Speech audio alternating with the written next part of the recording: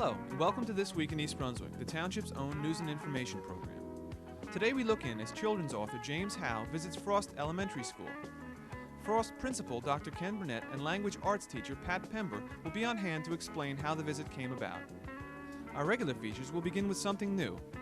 Fashion focus from custom clothing designer Mary Louise Cooper and her tips on how to make clothes fit and look well on everyone.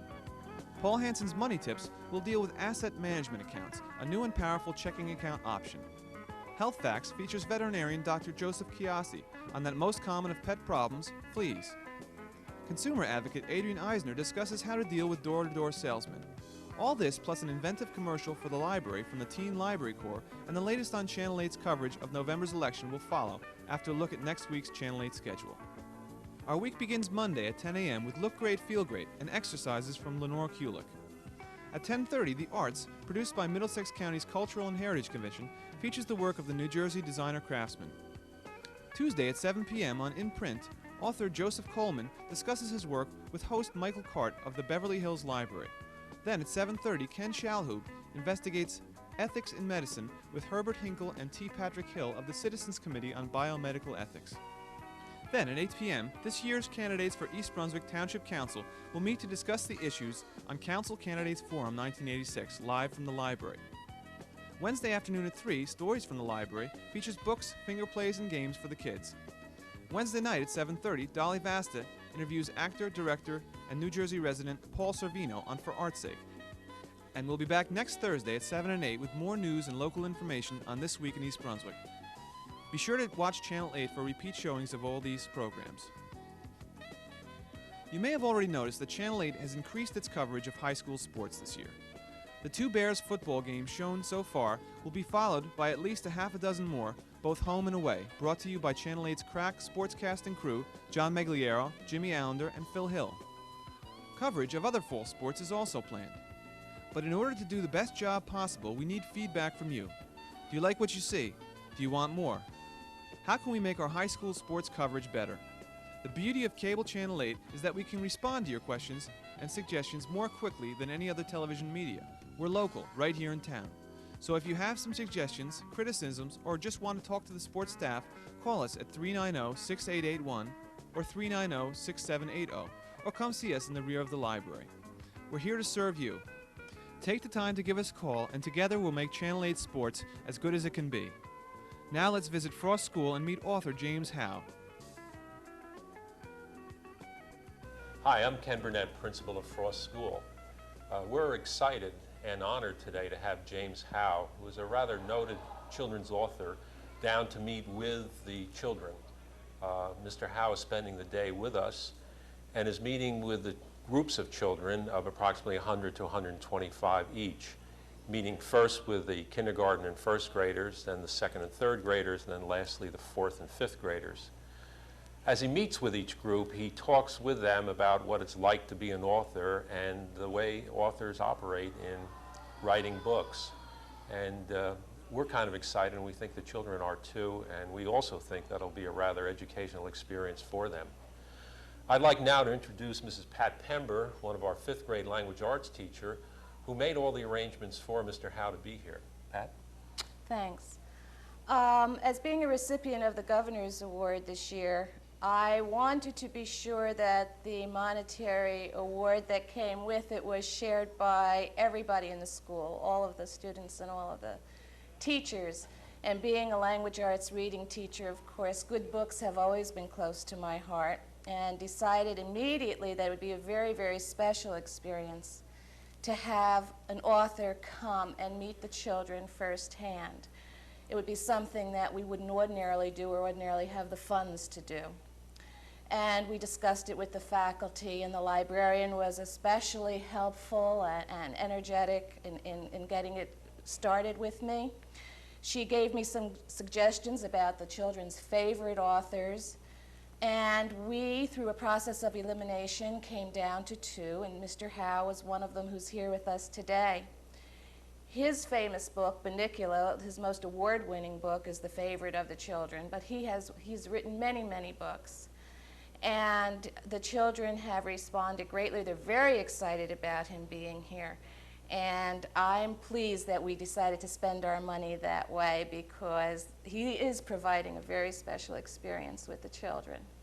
After he leaves, we're going to do some of the follow-up activities in the classroom using what he has said in some of his books as pre-writing experiences, and then go ahead and do some writing of our own. And all in all, it won't only be a pleasurable experience, but an educational experience as well. Hi. Lana? How do you say your name? Okay, oh, you do? Okay. Lana Hecht. Okay, there you go. Who put those pretty stars in your hair? Hi. How are you? Good. Christopher. Okay, you want your whole name Christopher or just Christopher? Christopher. Okay.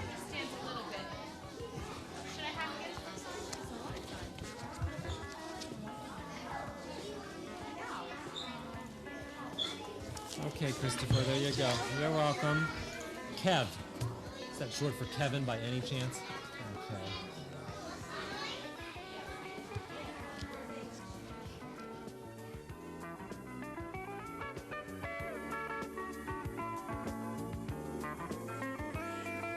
Hi there, my name is Mary Louise Cooper. I'm a custom clothing designer, and I'm here today to welcome you to Fashion Focus.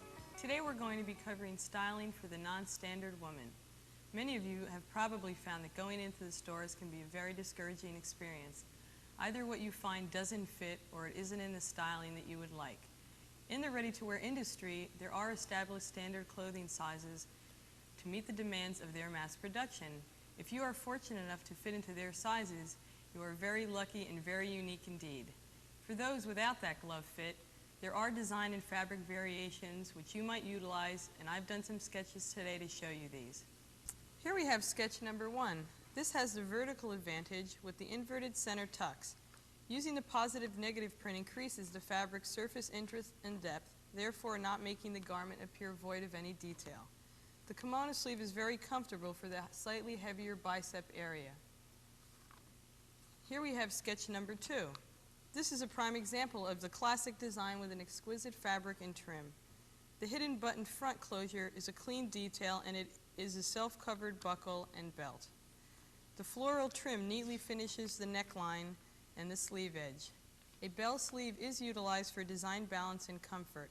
Balance and proportion are very important when dressing the full-figured woman. If these design elements are not correct from the start, nothing else will fall into place, and the result is a garment which is viewed with dissatisfaction and one that will not be bought or worn. Here in sketch number 3 we have a suit which is a study in monochromatic or similar color tone dressing, using it to its full advantage. This year-round suit has a contrast wing collar which highlights your face area without an excess of details. Wing collars are most flattering but are increasingly difficult to find. A straight skirt is paired with the jacket as a finish to the ensemble without it appearing busy. A simple silk blouse with bias trim completes the outfit. Here in skirt and top sketch number 4, this is also a very comfortable and complimentary outfit. The silk cowl neck blouse flatters the face, especially in this knockout color. It pulls over your head also for ease. The sleeves are comfortable, and the button detailing on the seam is a good, basic finishing detail. A flared skirt completes the outfit. For your advantage, it is best to stay away from any bulk at the waistline. Skirts with yokes, flares, or gores, which run down the body, are all very good choices. Sketch number 5 is a chemise geared for comfort and good looks. This side seam can be buttoned up or down, depending on your mood, and the sleeves are roomy at the top and snug on your wrist. Of all the sketches you have just seen, these can all be worn from day into evening and remain just as fresh. And you've also seen that although you are not the standardized size, there are variations in the design element, such as your sleeve shape, your garment cut, its detailing, and the fabric selection. I hope you've enjoyed this issue of Fashion Focus as much as I've enjoyed bringing it to you, and that I've helped you develop your personal sense of style. Until next time, this is Mary Louise Cooper saying goodbye. Open your mind to a new world, the world of books. How many times have you wanted to buy a book but weren't able to? You can't be turned down at the East Brunswick Public Library. You can get all the books you'd like for the price of a library card. But wait, books aren't the only things.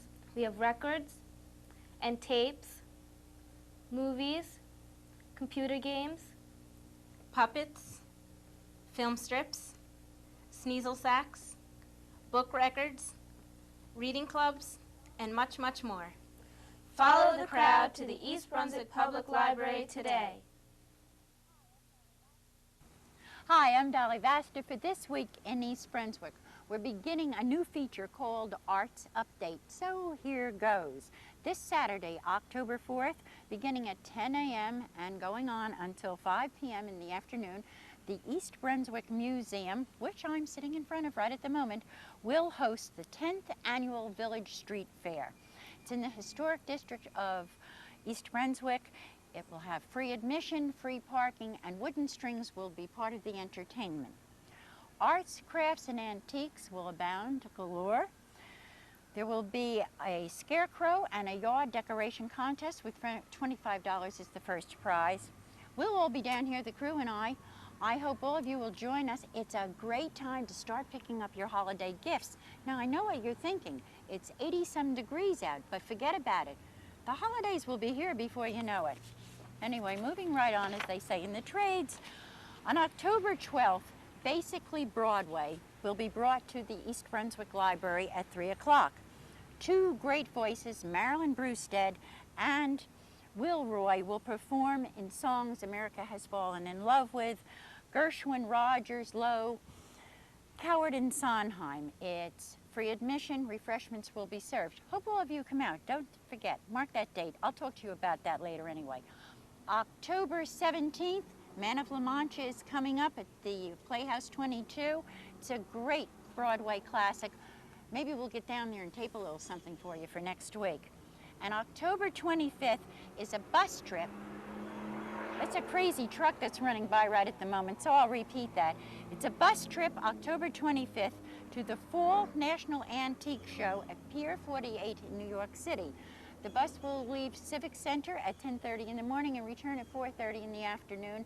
The price is $15 a person, and that includes the bus and admission. Lunch is available on the pier. I hope all of you will come out and join us. We really have a ball on these bus trips. You can call me at my office, 254, I'm sorry, I was just about ready to give you the Playhouse number, which is 254-3939. But if you really want to get me in person, you can call 390-6825, and I'll be glad to take your reservation. I hope you all enjoyed this, and I'll see you next week. Or better yet, I'll see you this Saturday. In the meantime, take care. And now for Health Facts with Dr. Joseph Chosi. Dr. Chosi is a partner at Edgebrook Veterinary Hospital in East Brunswick. If you own a dog or cat, fleas can be one of the most common and yet one of the most frustrating problems you as a pet owner can have.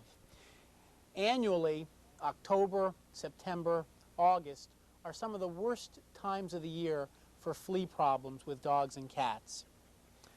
If your dog or cat is scratching more than normally and you suspect fleas, you should do a careful examination of your pet to see if fleas are present or not.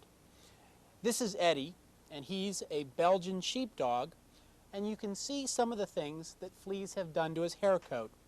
Normally, even though he's a beautiful dog, he would have a more fuller hair coat in this area here, and in front of the throat area, his mane would be even fuller. So fleas have caused this show dog some loss of his hair coat quality. If you suspect your dog or cat has fleas, you should take a careful examination of the hair coat and skin to look for their presence. One of the good things to do is to, under a good light, gently part the hair and look down to the skin and look for the little insects moving along and thus establishing the presence of fleas. Also, you may find the presence of little pepper-like material which represents flea dirt or flea feces, excreta. That is the telltale signs that fleas are present. Another way to establish whether or not your pet has fleas is to use a flea comb. And by raking gently the hair coat of your pet, many times in the teeth of the flea comb, you'll find either the presence of the live fleas or of the flea dirt. It's always important that if you suspect your dog to have fleas or your cat to have fleas, that you take the time to have a good look and make sure that's the reason for the scratching. If your pet has fleas, what you do about it depends upon just how bad a problem it is.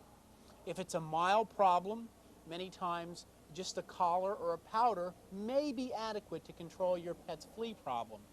If it's a severe problem, then there's a good chance that not only are the fleas on the pet, but also that they're in the house. And so that treating just the pet itself will not control the flea problem. Things that you should be aware of is that flea shampoos alone are not adequate in controlling a flea problem. They will kill the fleas that are on the pet and clean the flea dirt off, but they won't help prevent fleas in the environment, fleas in the house and in the grass from jumping back on the pet. Other things that are important to realize is that all flea products are not approved for use in dogs and cats. So whatever flea product you use, carefully read the instructions and adhere to the precautions as the manufacturer has directed. I'm Dr. Joseph Chosi, and this has been Health Facts. I'm Paul Hansen with this week's Money Tip. There is now a checking account anyone can open. That is to conventional checking accounts what the Gatling gun was to a six-shooter. Real firepower. In this case, it's a real financial power. An asset management account is a combination checking, savings, and investment account and is currently available at all major brokerage firms and a few mutual fund families. Because of the 9 features available in an AMA account but not available in a regular bank checking and savings account, the asset management account could be called the ultimate bank account. The AMA account is similar to a bank account because of the following features: check writing with no minimum check requirement, additional deposits of any amount can be made at any time, no limit to the number of checks which can be written, withdrawals can be made at any time in person or by check, there is no early withdrawal penalty. Some AMA accounts have automatic tellers in convenient locations, and the balance in your account is always earning interest at money market rates. There's no one better able to manage your money than you. Make the wise choice. I'm Paul Hansen, host of You and Your Money, with this week's Money Tip. Hello, and welcome to Consumer Aware. I'm Adrienne Eisner, Director of the East Brunswick Consumer Affairs Office. There are many gimmicks utilized by sellers who solicit door-to-door for magazine subscriptions or books. Be wary of some of the approaches so that you will recognize them when you hear them. Be suspicious of someone conducting research or making a survey, supposedly not selling anything, but concealing the real purpose to get into your home to get leads for selling. Watch out for cancel any time.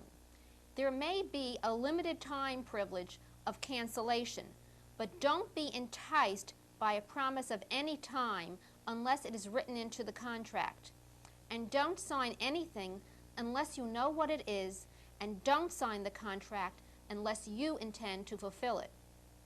In selling magazines, there are variations of false or misleading sympathy appeals or objectionable personal sympathy appeals, such as, I'm a student at a local college, working my way through. I'm a medical student who needs financial assistance, a victim of a disease, or I'm helping destitute relatives. Without adequate explanation, the magazine appeal, only a few cents per week, can also be very misleading. Actually, you'll find that you'll be signing a contract to pay an amount of dollars by the month, maybe 30 months for the entire time, which can amount to a hefty sum. Another common appeal is one which states that you have been specially selected for a special prize. This is just a means to entice you into making a purchase. Be wary of representations or implications that an offer of magazines or books is connected with your child's school, or that your child cannot succeed unless he has what they want to sell. And also, be suspicious of the appeal that you are being offered a special price and that the books will cost you much more later on. The sign now or never again approach. There are many reputable companies and salespeople direct selling magazines, encyclopedias, and other reference books. They do not use the gimmicks that I've discussed. Carefully read every contract before you sign, and avoid doing business with salespeople who use these gimmicks. If you need any further information, please contact us at the East Brunswick Consumer Affairs Office. We're there Monday through Friday in the Municipal Building from 9 a.m. until 5 p.m. The telephone number is 390-6954. Thank you for joining me on Consumer Aware. See you again next time. This fall, Channel 8 will once again be bringing East Brunswick a full range of information on the township election, including candidates' profiles and a candidates' forum. We begin this coming Tuesday, October 7th at 8 p.m. with the Candidates Forum 1986, a 2-hour program featuring all 6 East Brunswick Township Council candidates. Following opening statements, candidates will respond to questions on traffic, township development, garbage, and taxes. The forum will be shown again several times, as well as on Election Eve. Part 2 of our coverage, Candidates Profiles 86, will be seen beginning October 14th on Tuesday and Thursday evenings and Saturday mornings. Each candidate chose the site of the interview, at home or in our studio. Ken Shalhoub conducted the interviews. All 6 profiles will also be shown on Election Eve. Stay tuned for further details, and thanks for watching This Week in East Brunswick.